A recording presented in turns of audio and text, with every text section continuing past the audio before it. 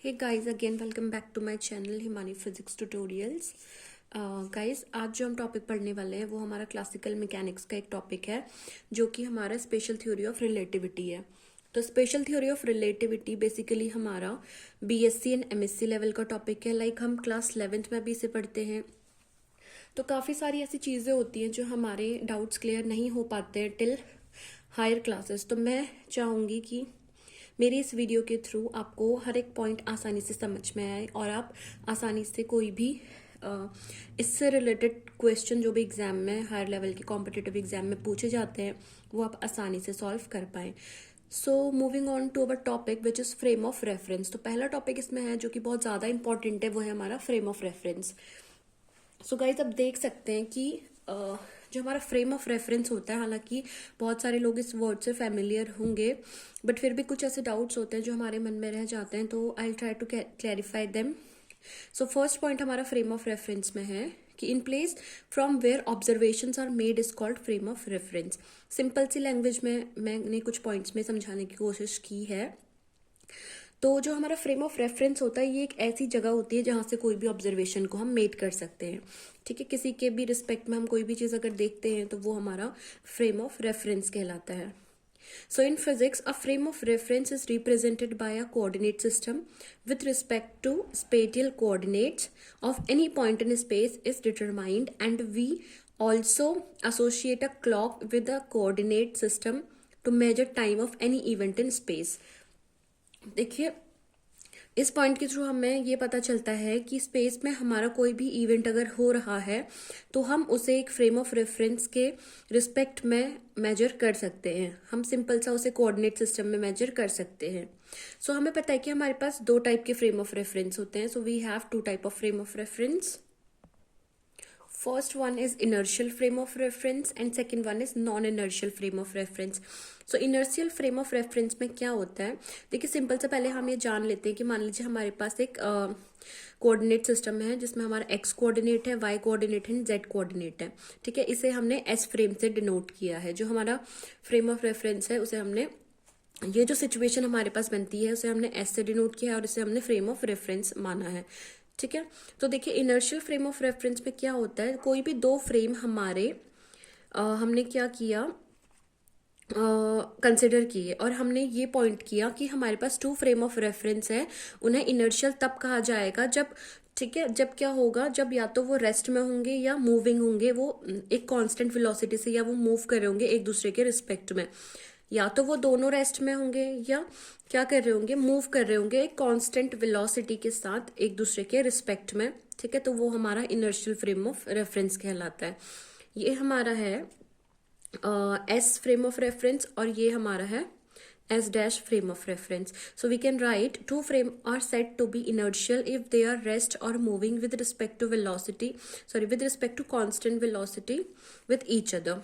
Okay तो यहाँ पे देख सकते हैं आप, जो हमारा S डैश फ्रेम है, in this figure S dash is moving with constant speed V, this is moving with constant velocity V। किसके रिस्पेक्ट में, हमारा S फ्रेम के रिस्पेक्ट में। तो S हमारा क्या है, एक इनर्शियल फ्रेम ऑफ रेफरेंस है। ठीक है, एंड जो हमारा S है वो S डैश के रिस्पेक्ट में क्या है, इनर्शियल फ्रेम ऑफ रेफरेंस है, वही जो मैंने आपको बताया।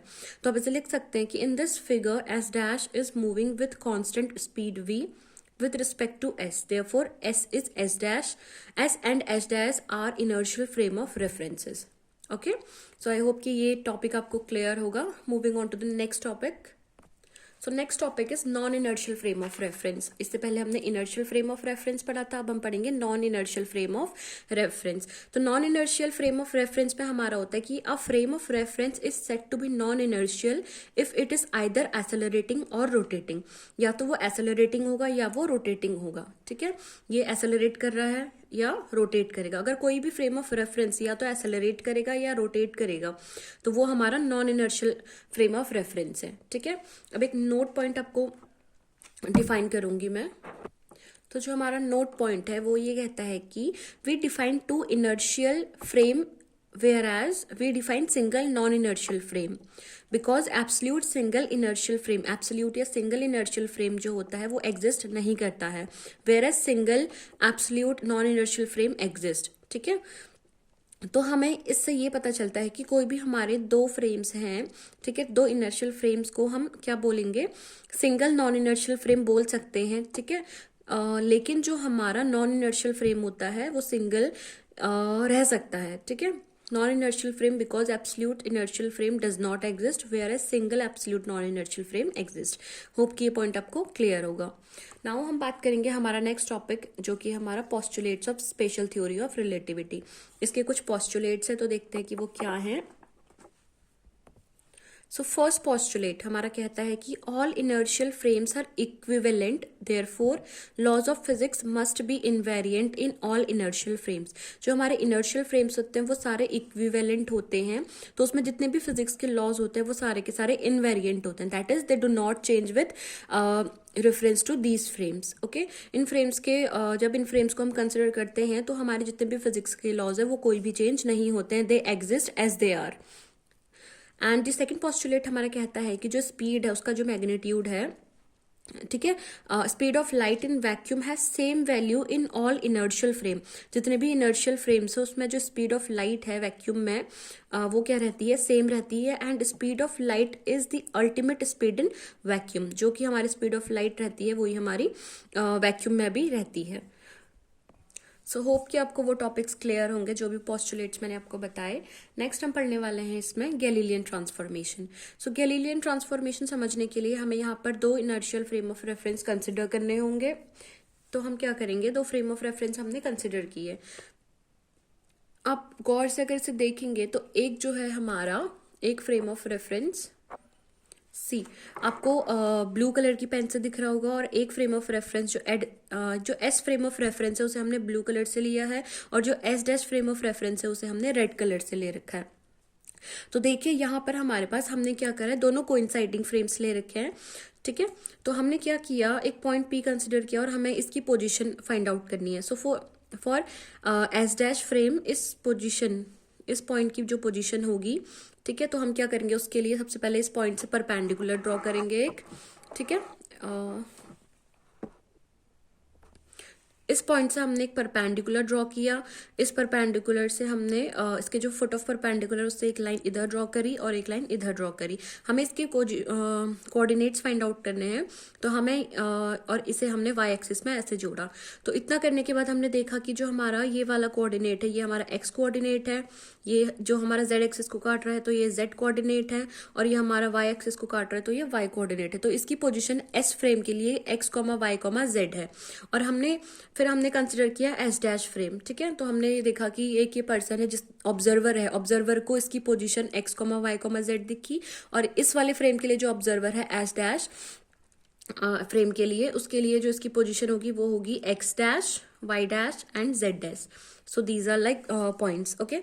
तो अगर हमने अब क्या किया, इसमें एक सिचुएशन क्रिएट की कि हमने क्या किया, इसी फ्रेम को आगे हमने जब चलाया, जो हमारा एस फ्रेम है वो तो वहां पर ही है जहां पे ऑलरेडी था वो, लेकिन हमने एस डैश फ्रेम को एक्स एक्सिस में थोड़ा सा मूव कराया, और जो पॉइंट है फिर से हमारा पोजीशन वही है। अब हमें इसके कोऑर्डिनेट्स बताने हैं, तो हमारा नए कोऑर्डिनेट्स हमें इसमें फाइंड आउट करने होंगे। तो उसके लिए हम क्या करेंगे, देखिए सब कुछ वही है। एस ऑब्जर्वर के लिए जो इस पॉइंट पे पोजीशन होगी उसके कोऑर्डिनेट होंगे x comma y comma z, ठीक है।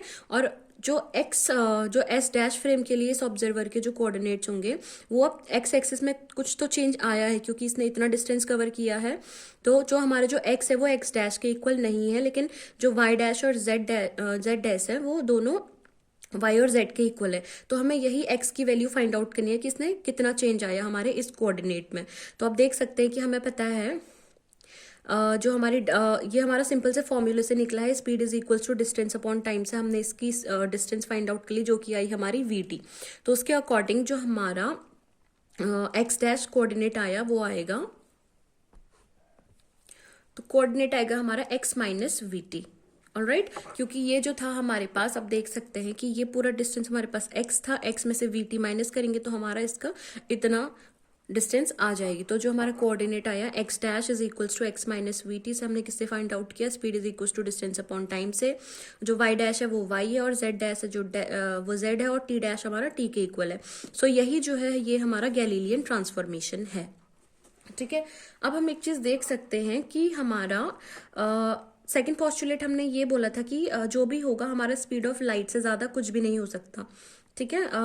जो हमारा सेकंड पॉस्टुलेट था उसके अकॉर्डिंग वही स्पीड वाला कॉन्सेप्ट था कि जो हमारा स्पीड ऑफ लाइट से अगर मतलब कोई भी जो ट्रांसफॉर्मेशन है उसमें कभी भी हमारा v+c नहीं हो सकता, स्पीड ऑफ लाइट से ज़्यादा कुछ भी नहीं हो सकता अगर। लेकिन तो हमने देखा कि जो हमारा यहाँ पर स्पीड आ रही है वो आ रही है v+c। ठीक है, तो v+c स्पीड आ रही है since it is not obeying second postulate of special theory of relativity. तो यहाँ पर आने के बाद जो हमारा गैलीलियन ट्रांसफॉर्मेशन था वो हमारा फेल हो गया था। ठीक है, तो ये हमारा फेल हुआ, फिर उसके बाद हमारा आया था लॉरेंस ट्रांसफॉर्मेशन। तो आगे हम जो बात करेंगे वो होगी हमारी लॉरेंस ट्रांसफॉर्मेशन पे। सो मेरी वीडियो पे बने रहें। अगर आपको ये टॉपिक समझ में आया और इसमें कोई भी डाउट हो तो आप कमेंट सेक्शन में मुझसे पूछ सकते हैं। एंड इससे बाद में जो वीडियो अपलोड करूँगी वो हमारी लॉरेंस ट्रांसफॉर्मेशन की थी।